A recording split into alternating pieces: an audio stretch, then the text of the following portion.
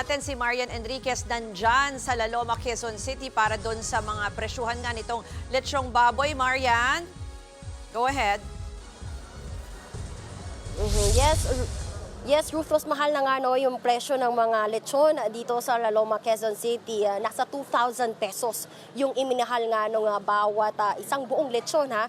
Ngayon, kumpara noong nakaraang taon. At kanina nga, no, meron tayo nakausap na isang customer. No, sinabi nga niya na ang budget niya ay 8,000 pesos para sana sa isang maliit na baboy. Pero yun pala, ang problema, puhunan pa lang po yan. Ayan po yung benta ng supplier sa kada isang buhay na baboy. Kaya ang pinakamura na raw na mabibili ngayon, ang pinakamaliit na buong lechon ay nasa 10,000 hanggang 11,000 pesos. Nasa 30,000 to 35,000 pesos naman ang pinakamahal o yung pinakamalaking lechon. Kwento nga sa atin, Ruth, nung mga nagtitinda rito ay talaga namang ramdam nila yung pagtaas ng presyo nga nung mga buhay na baboy na dinadala rito ay dahil napakahigpit nga no, lalo nung mga permits dahil nga dito sa African Swine Fever. So yung iba daw na mga biyahero o yung mga nagsusupply sa kanila, minsan minamabuti na lang na hindi na mag-supply. So may kakulangan din talaga raw ng supply dito sa kanila. Or yung iba naman pinapatong doon sa kada ulo ng baboy yung kanilang mga gastos lalo nga sa mga permit.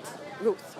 Maan, paano kaya yung mga kapatid natin na gusto pa rin makatikim sana, no, kahit konting lechon na, pero limited yung kanilang budget? Pwede ba dyan ang mga tingi at magkano ba yan?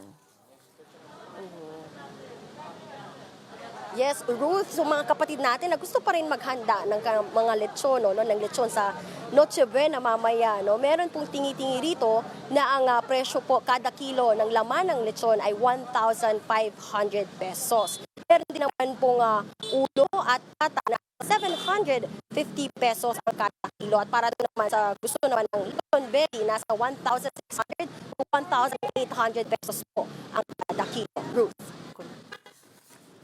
Yan po ang Express Report ni Marian Enriquez. Mga kapatid, ako po si Ruth Cabal. Maging maalam at may pakialam sa mga may init at rumaratsadang balita sa Frontline Express. Para maging updated sa balitaan, mag-subscribe lang sa social media pages ng News 5.